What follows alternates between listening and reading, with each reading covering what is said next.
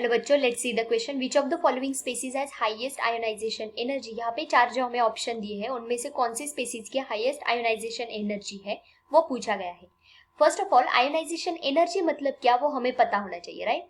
इसको शॉर्टकट में लिख सकते हैं I, that is ionisation I and energy का ई। ओके, आयोनाइजेशन एनर्जी मतलब क्या?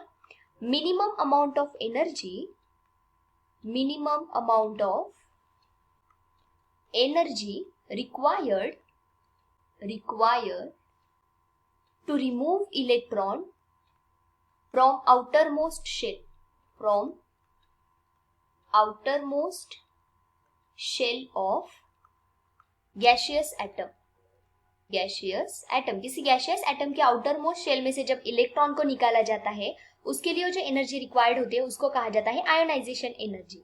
अब यहाँ पे जो दिया है Na plus Na Mg plus and Mg2+, इसमें से सबसे ज्यादा आयोनाइजेशन एनर्जी किसकी है वो हमें देखना पड़ेगा।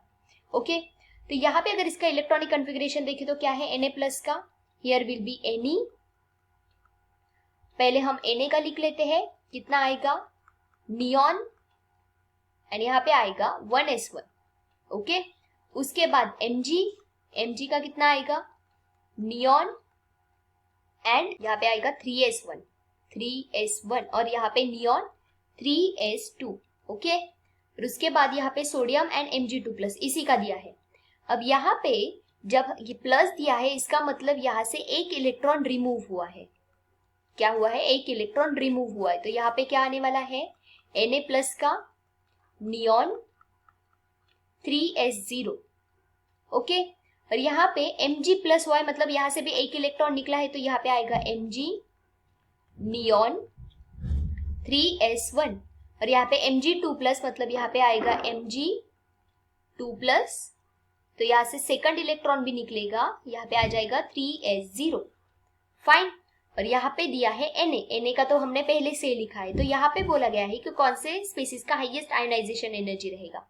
अब ये आयोनाइजेशन एनर्जी सबसे ज्यादा किसकी रहेगी? जिसका इलेक्ट्रॉन निकालने में बहुत तकलीफ होने वाली हो। ओके, अब तकलीफ क्यों होगी?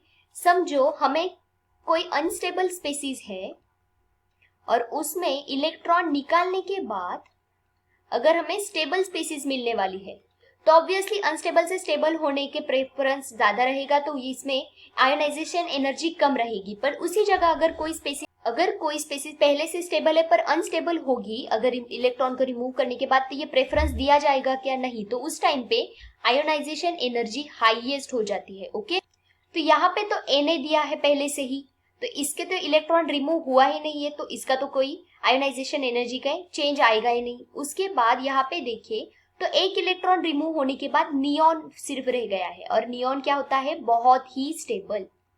मतलब ये पहले अनस्टेबल था थोड़ा सा, उसमें से एक इलेक्ट्रॉन निकालने के बाद ये स्टेबल हो गया, तो ऑब्वियसली ये प्रेफरेंस अच्छा रहेगा, तो यहाँ पे आयोनाइजेशन एनर्जी कम रहेगी। वहीं पे अगर Mg+ एंड Mg2+ को देखें तो Mg+ में एक इलेक्ट्रॉन रिमूव होता है, Mg2+ में सिर्फ नियॉन रह जाता है।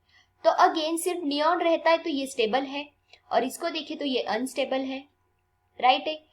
तो ये अनस्टेबल होने के कारण जब यहाँ से यहाँ पे ये आने की कोशिश करता है, मतलब एक इलेक्ट्रॉन को रिमूव करने के बाद ये ज्यादा अनस्टेबल हो जाता है, तो ऑब्वियसली यहाँ पे ज्यादा एनर्जी लगेगी। तो आंसर कौन सा रहेगा? ऑप्शन बी, क्योंकि इस यहाँ में जब Mg से Mg+ पर कन्वर्जन होता है तो इसमें जब इलेक्ट्रॉन निकालने के लिए एनर्जी रिक्वायर्ड होती है बहुत ही ज्यादा होती है, क्योंकि ये अनस्टेबल हो जाता है। Mg+ is unstable then Mg, and that is the reason answer B will be final answer of this question. I hope you understood. Thank you so much. All the best.